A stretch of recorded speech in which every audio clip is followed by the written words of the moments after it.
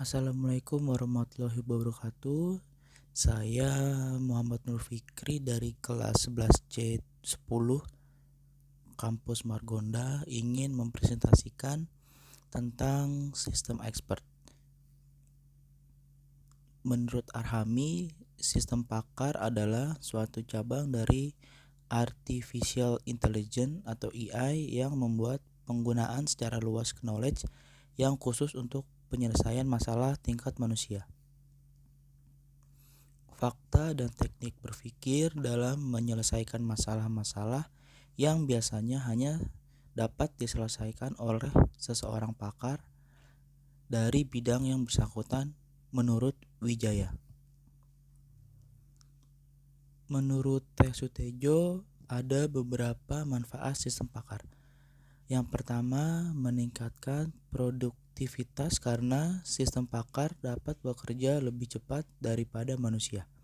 Yang kedua, membuat seseorang yang awam bekerja seperti layaknya seorang pakar. Yang ketiga, meningkatnya kualitas dengan member nasihat yang konsisten dan mengurangi kesalahan. Yang keempat, mampu menangkap pengetahuan dan kepakaran seseorang.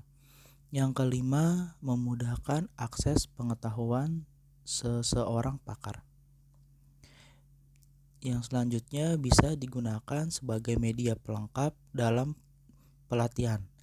Pengguna pemula yang bekerja dengan sistem pakar akan menjadi pengalaman karena adanya fasilitas penjelas yang berfungsi sebagai guru. Dan terakhir, meningkatkan kemampuan untuk menyelesaikan masalah karena sistem pakar mengambil sumber pengetahuan dari banyak pakar. Dan sistem pakar itu ada kekurangannya. Yang pertama, biaya sangat mahal untuk membuat dan memeliharanya.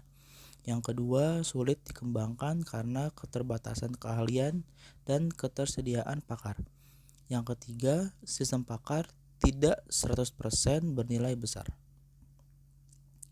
Ciri-ciri sistem pakar itu ada beberapa hal. Yang pertama, terbatas pada domain keahlian tertentu, dapat memberikan penalaran untuk data yang tidak pasti, dapat mengemukakan rangkaian alasan yang diberikannya dengan cara yang dapat dipahami, berdasarkan pada kaidah atau rule tertentu, dirancang untuk dapat dikembangkan secara bertahap, pengetahuan dan mekanisme inferensi jelas terpisah, keluarannya bersifat anjuran, sistem dapat mengaktifkan kaidah secara searah yang sesuai yang dituntun oleh dialog dengan pemakai.